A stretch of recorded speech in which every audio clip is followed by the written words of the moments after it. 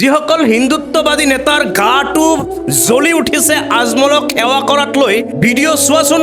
দুটা ভিডিঅ' আছে, এফালে মুখ্যমন্ত্ৰী ডাঙৰীয়া, আনফালে আজমল ডাঙৰীয়া, দুজনকে সেৱা কৰি আছে। পাৰ্থক্যটো কি?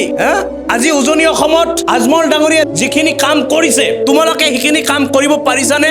আজমলে কি কৰা নাই উজনি অসমত? হাতে হাতে মানুহক পইচা বিলাই আছে, মানুহৰ পঢ়া শুনাৰ দায়িত্ব লৈ আছে, মানুহৰ ঘৰ বনাই দি আছে, টিন পাত দি আছে, মানুহৰ খাদ্য দি আছে, স্বাস্থ্যৰ খবৰ লৈ আছে।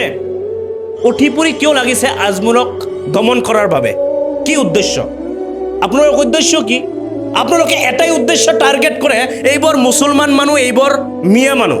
সেইকাৰণে আমি ইহঁতক যেনেকৈ পাৰোঁ তেনেকৈ কথা বতৰা কৈ যাম।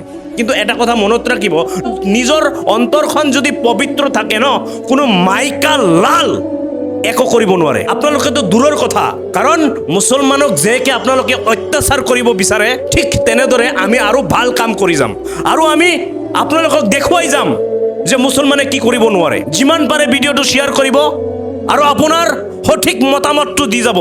জয় আই অসম।